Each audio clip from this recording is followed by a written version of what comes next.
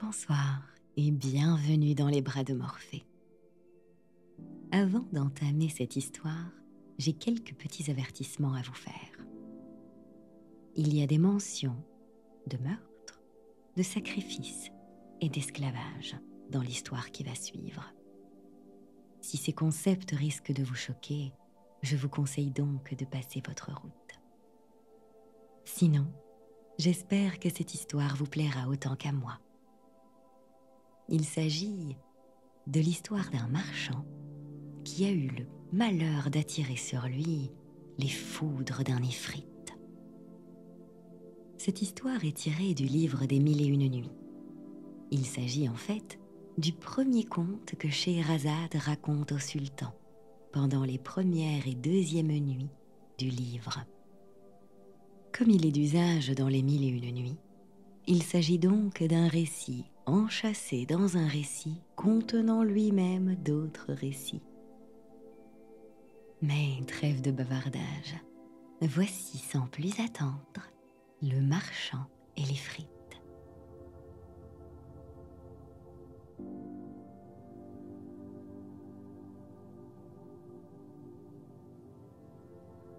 Il m'est parvenu qu'il y avait un marchand d'entre les marchands, maître de nombreuses richesses et d'affaires commerciales dans tous les pays. Un jour, il monta à cheval et partit pour quelque localité où l'appelaient ses affaires.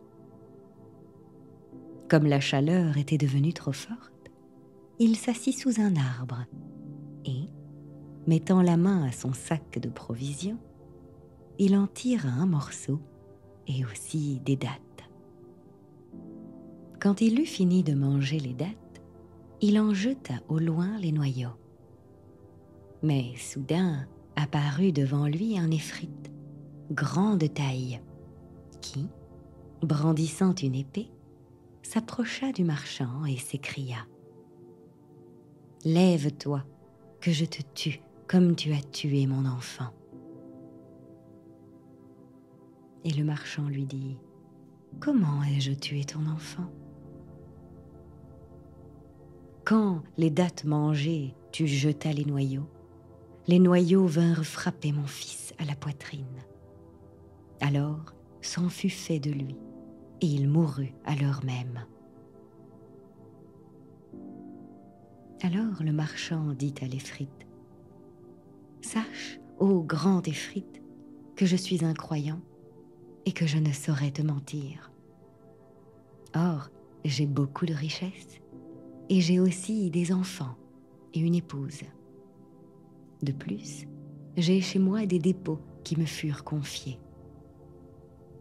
Permets-moi donc de m'en aller à ma maison, que je puisse donner à qui de droit son droit. Cela fait, je reviendrai vers toi. Ainsi, tu as ma promesse et mon serment, que je retournerai ensuite près de toi. Et alors, tu feras de moi ce que tu voudras. Et Allah est garant de mes paroles. » Alors, le génie eut confiance et laissa partir le marchand. Et le marchand revint dans son pays, se défit de toutes ses attaches et fit parvenir les droits à qui de droit. Puis, il révéla à son épouse et à ses enfants ce qui lui était arrivé. Et tous se mirent à pleurer, les parents, les femmes et les enfants. Ensuite, le commerçant fit son testament, et il resta avec les siens jusqu'à la fin de l'année. Après quoi, il résolut de repartir, et, prenant son linceul sous son aisselle, il lit ses adieux à ses proches, à ses voisins et à ses parents, et s'en alla en dépit de son nez. Alors on se mit à se lamenter sur lui et à pousser des cris de deuil. Quant au commerçant, il continua à voyager et il arriva au jardin en question. Et ce jour-là, était le premier jour de la nouvelle année.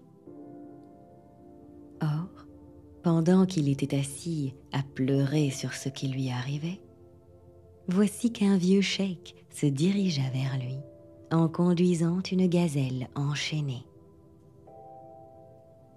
Il salua le marchand, lui souhaita une vie prospère et lui dit : « Quelle est la cause de ton stationnement, tout seul, en cet endroit qui est hanté par les djinns ?»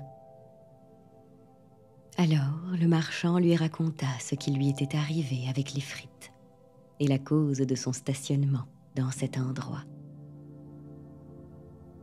Et le cheikh, maître de la gazelle, fut grandement étonné et dit : « Par Allah, ô mon frère, ta foi est une grande foi, et ton histoire est une histoire si prodigieuse que si elle était écrite avec l'aiguille sur le coin intérieur de l'œil, elle serait une matière à réflexion à qui réfléchit respectueusement. »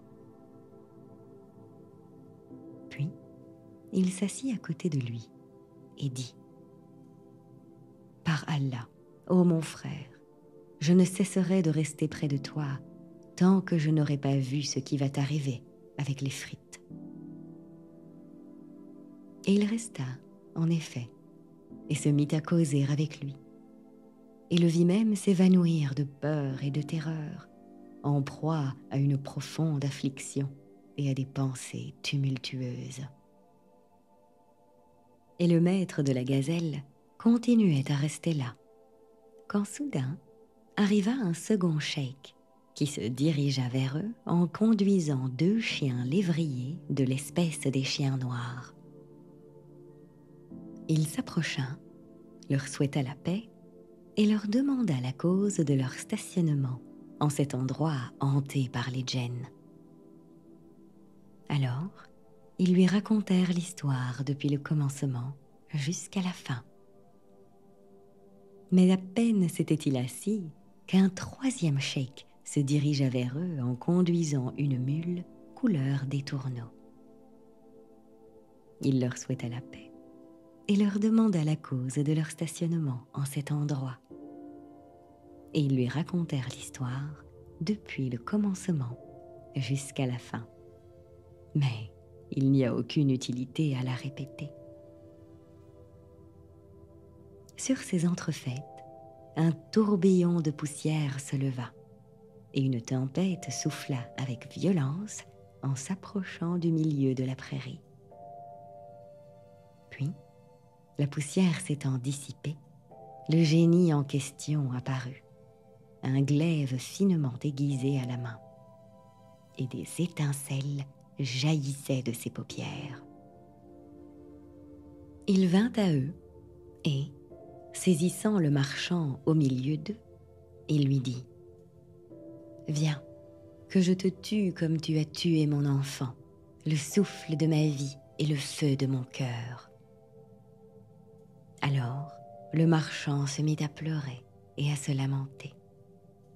Et aussi les 3 cheikhs se mirent notoirement à pleurer, à gémir et à sangloter.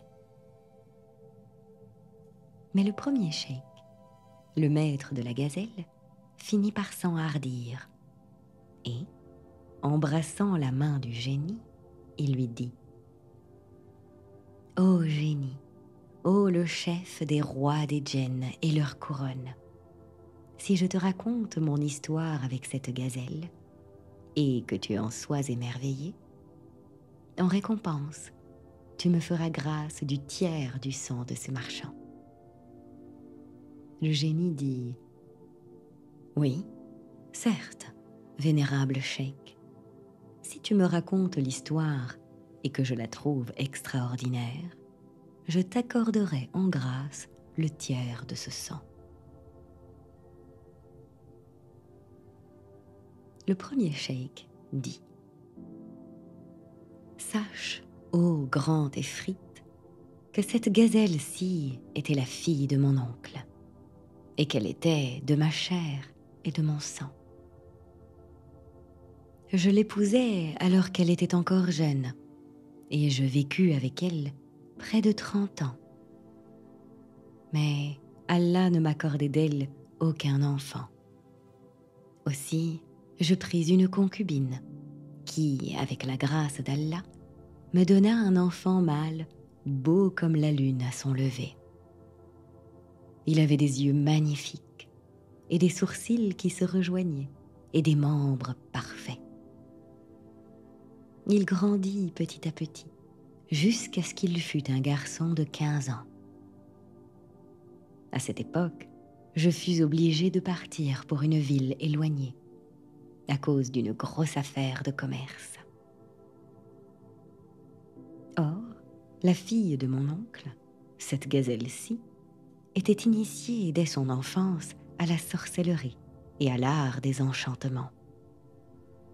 Par sa science de la magie, elle métamorphosa mon fils en veau et l'esclave sa mère en vache. Puis, elle les mit sous la garde de notre berger. Moi, après une longue durée de temps, je revins de voyage. Je m'informai de mon fils et de sa mère, et la fille de mon oncle me dit « Ton esclave est morte, et ton fils s'est enfui, et je ne sais où il est allé. » Alors, durant une année, je restai accablée sous l'affliction de mon cœur et les pleurs de mes yeux. Quand arriva la fête annuelle du jour des sacrifices, j'envoyai dire au berger de me réserver une vache bien grasse. Et il m'apporta une vache bien grasse. Mais c'était ma concubine, ensorcelée par cette gazelle-ci. Alors je relevai mes manches et les pans de ma robe, et, le couteau à la main, je me préparais à sacrifier la vache. Tout à coup, cette vache se mit à se lamenter et à pleurer des pleurs abondants. Alors, je m'arrêtai. Mais j'ordonnai au berger de la sacrifier.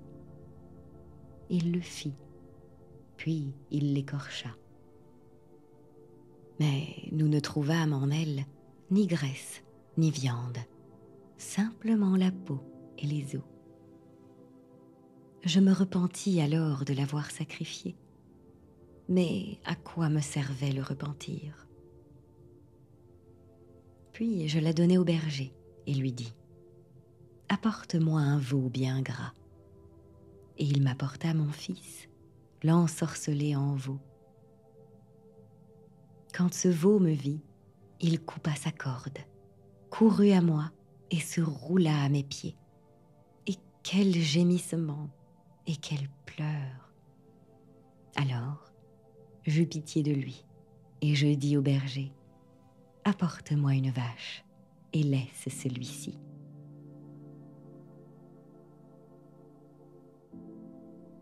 Ô Seigneur des rois des djinns, tout cela est arrivé.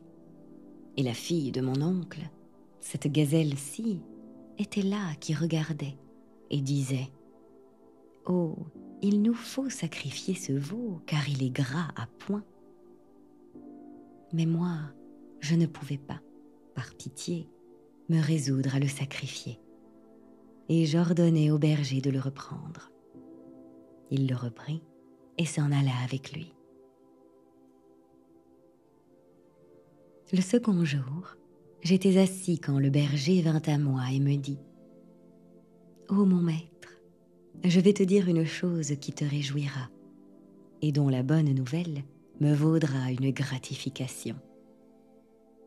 Ô marchand illustre, j'ai ma fille qui est sorcière et a appris la sorcellerie d'une vieille femme qui logeait chez nous. Or, hier, quand tu m'eus donné le veau, j'entrai avec lui chez ma fille. À peine l'eut-elle vu qu'elle se couvrit le visage de son voile et se mit à pleurer et puis à rire.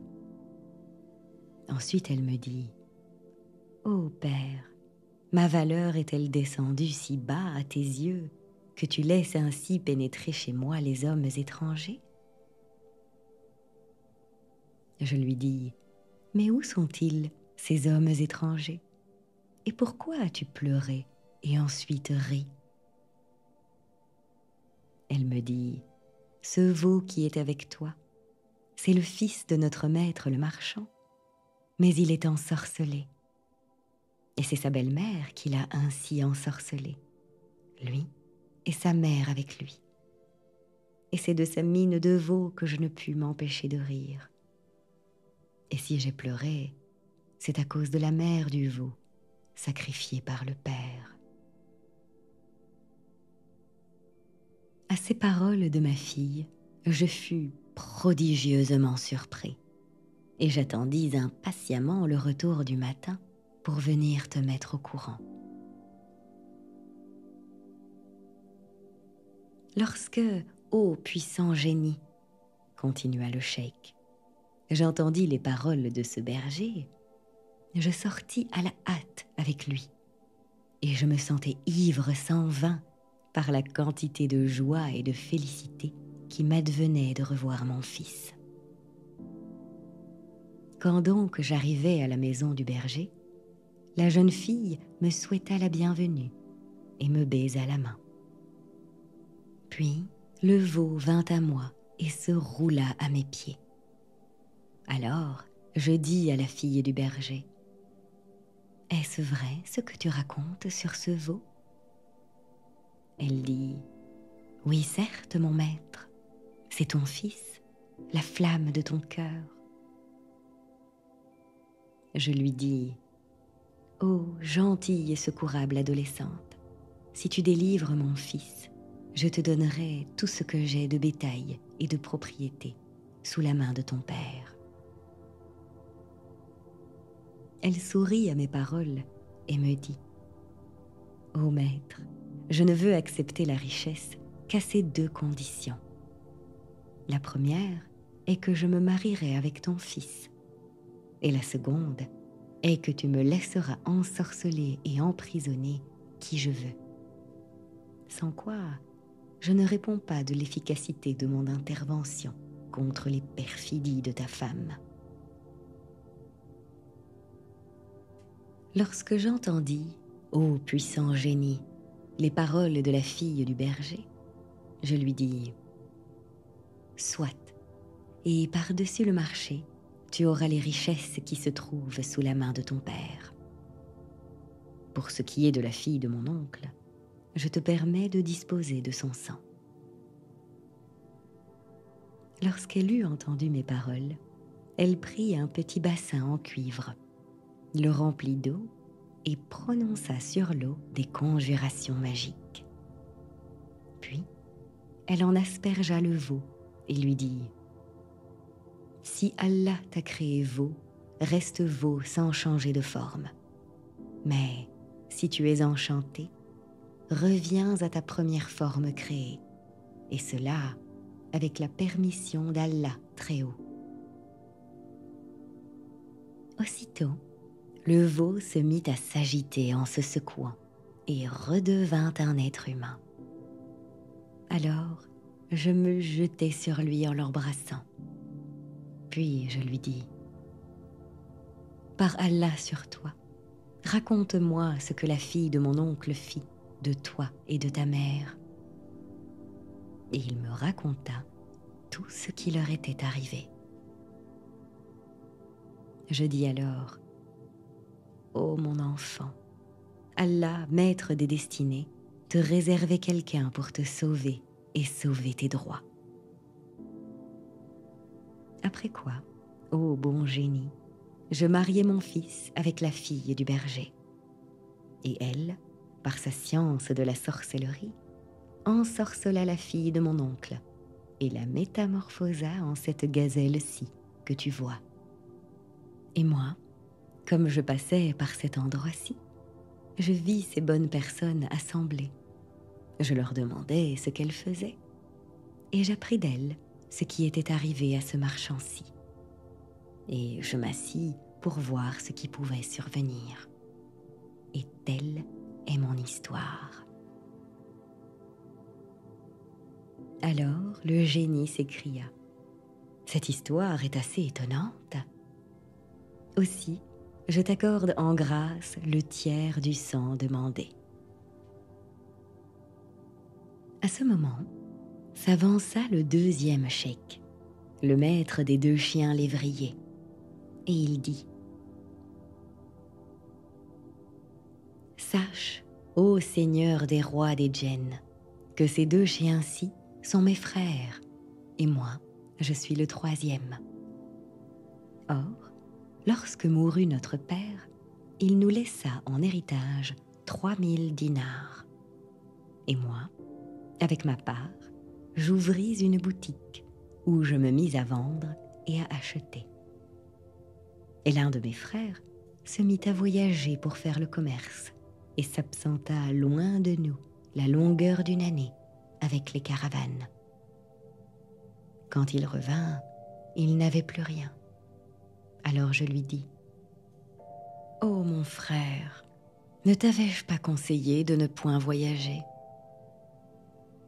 Alors il se mit à pleurer et dit: « Ô mon frère, Allah qui est puissant et grand a permis que cela m'arrivât. Aussi, tes paroles maintenant ne peuvent plus m'être profitables, car je ne possède plus rien. »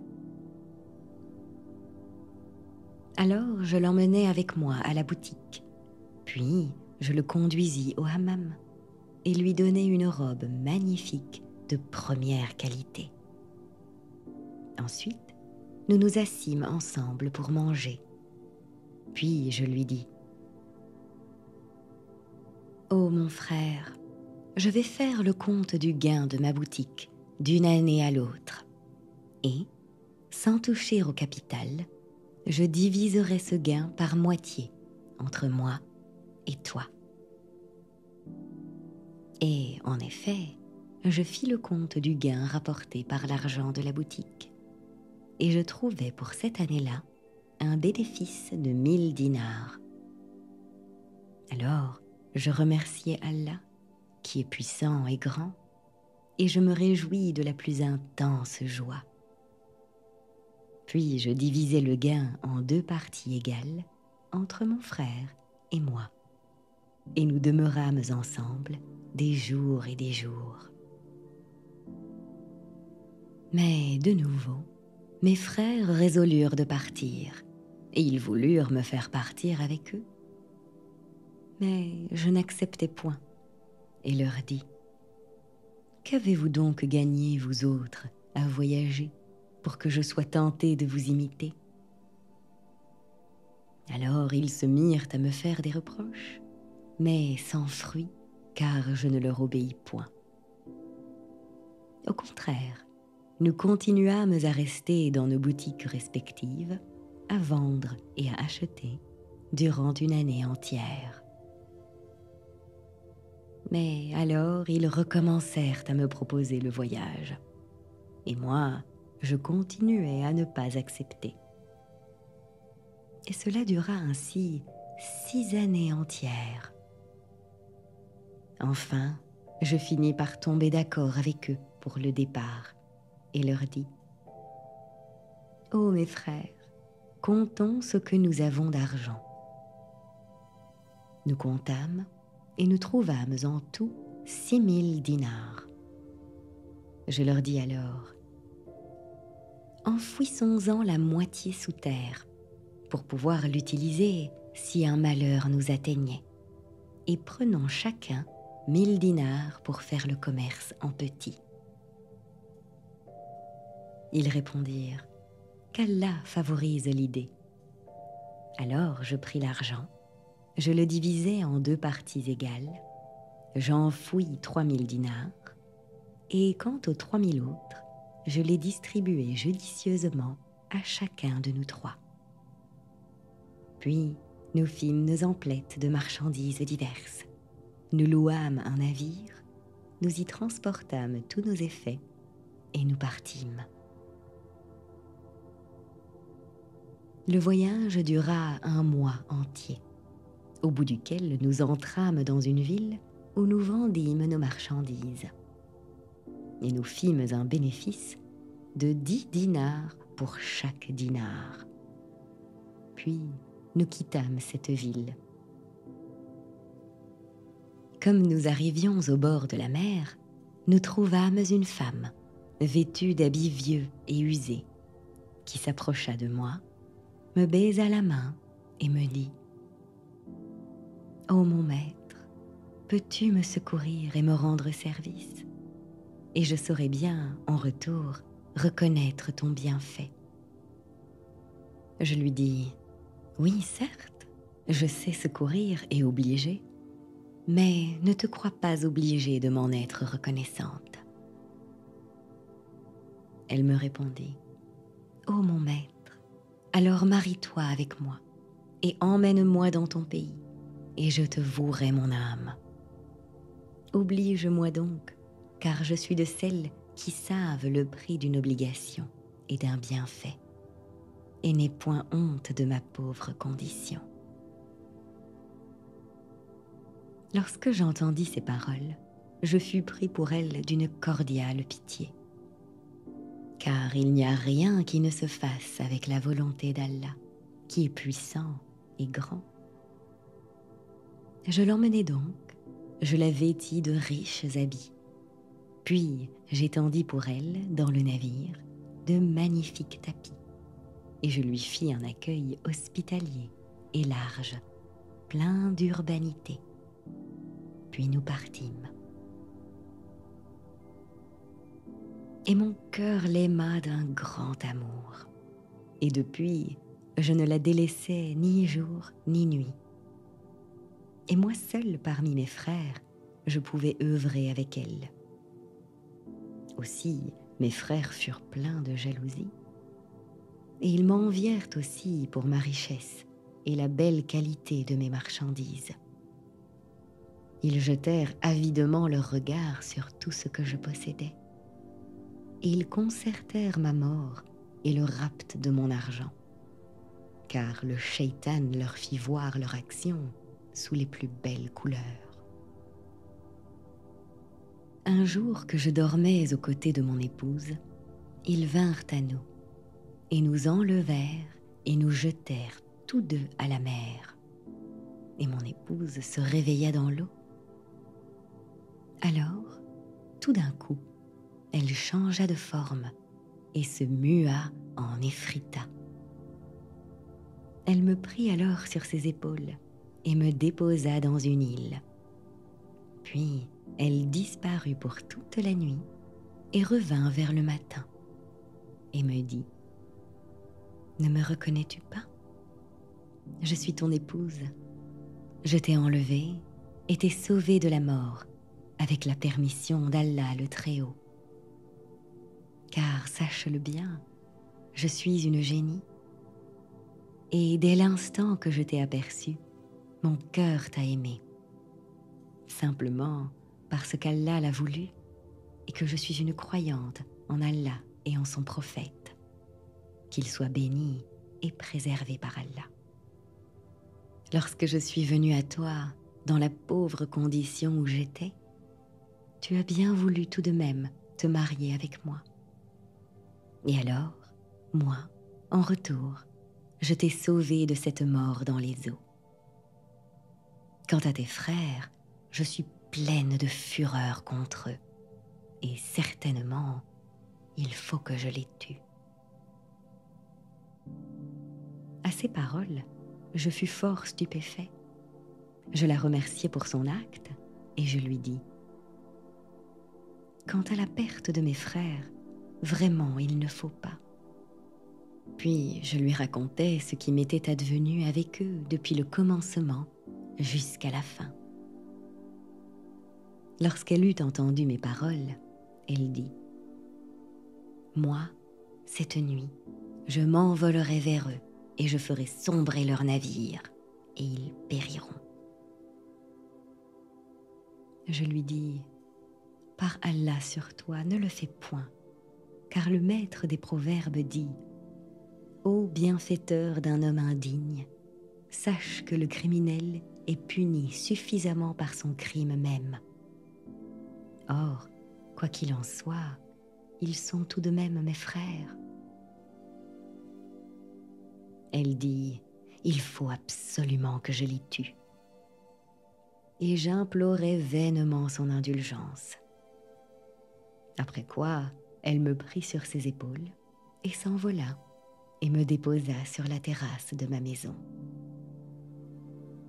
Alors j'ouvris les portes de ma maison, puis je retirai les 3000 dinars de leur cachette et j'ouvris ma boutique après avoir fait les visites nécessaires et les saluts d'usage, et je fis de nouvelles emplettes de marchandises. Lorsque vint la nuit, je fermai ma boutique, et en entrant dans ma maison, je trouvai ces 2 chiens-ci attachés dans un coin. Quand ils me virent, ils se levèrent et se mirent à pleurer et à s'attacher à mes vêtements.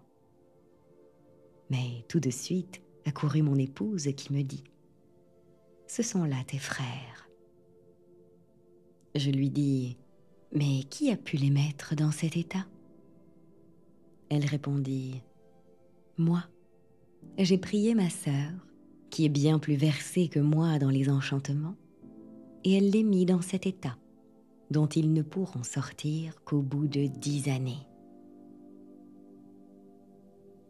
C'est pourquoi, ô puissant génie, moi, je vins en cet endroit-ci, car je me rends auprès de ma belle-sœur pour la prier de les délivrer, puisque voici déjà les 10 années écoulées.